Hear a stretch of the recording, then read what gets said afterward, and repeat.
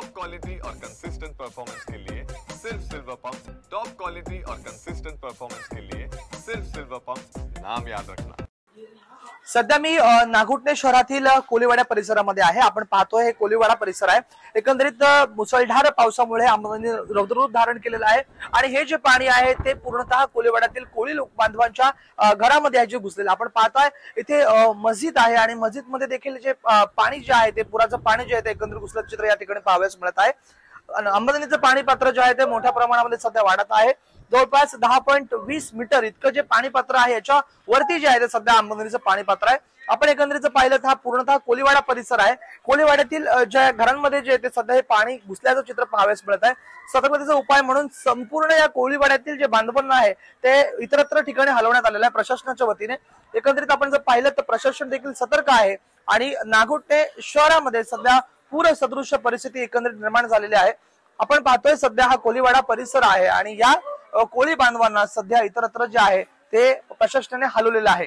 एकंदरीत आपण पाहतोय 2 दिवस मुसळधार पाऊस झाला आणि त्याचं जे रूपांतर आहे ते पुरामध्ये झालेलं आहे।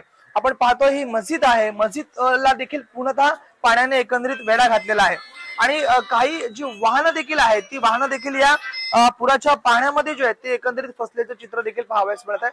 आपण पाहतोय काही वाहनं आहेत ती वाहनं देखील या पुराच्या पाण्यामध्ये अडकलेली आहेत।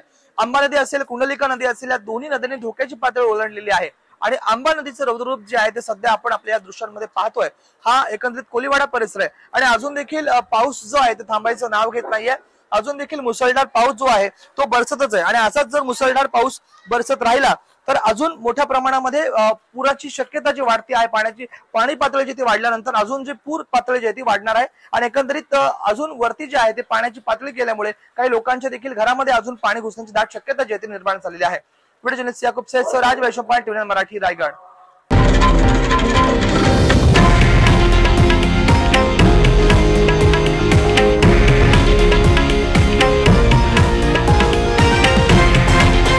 हे आहे देशातील नंबर 1 न्यूज नेटवर्क आणि आपण पाहत आहात TV9 मराठी, एकमेव।